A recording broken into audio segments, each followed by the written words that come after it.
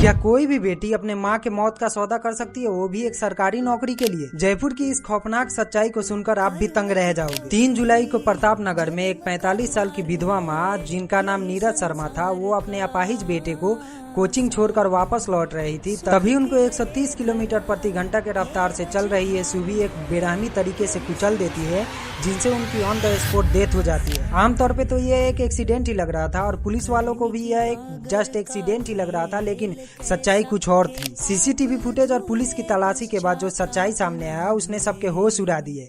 यह कोई एक्सीडेंट नहीं बल्कि एक सोची साजी हत्या थी, जिसका मास्टरमाइंड कोई और नहीं बल्कि उस विधवा माँ का अपनी 23 साल की बच्ची थी, जिसका नाम आयुषी था, जिसने अपने ही माँ की हत्या के लिए लगभग 3 महीने से ये मौत का साजिश रचा और अपने ही माँ के नाम का 7 लाख का सुपारी किसी और को दे देती। तो हुआ कुछ ऐसा था कि आयुषी के पिता, जिनका नाम विजय शर्मा था, उनकी मृत्यु 1 साल पहले हो चुकी थी, जो कि एक सरकारी नौकरी के अच्छे खासे पोस्ट यानी एलडीसी में थे। तो विजय शर्मा की मृत्यु के बाद कॉम्पनसेशन ग्राउंड के तहत उनकी नौकरी उनके पत्नी को मिल जाती है, जिसे आयुषी हथियाना चाहती थी। और आयुषी का आरोप ये है कि माँ ने उससे उसकी नौकरी छीनकर उसका भविष्य खराब कर दिया। उसके बाद आयुषी ने अपने ही चाचा और अपने चचेरे भाइयों के साथ मिलकर अपने ही माँ की हत्या के लिए 7 लाख रुपए की सुपारी दे देती है। लेकिन सबसे खतरनाक बात तो ये है कि उस विधवा माँ को अपनी इस बेटी के खौफनाक साजिश के बारे में पहले ही भनक लग चुकी थी, जिसके वजह से नीरज शर्मा ने पहले ही ये सारी बातें अपने भाई से बता दी थी और उसी भाई ने इस एक्सीडेंटल केस को मर्डर का साजिश बताते हुए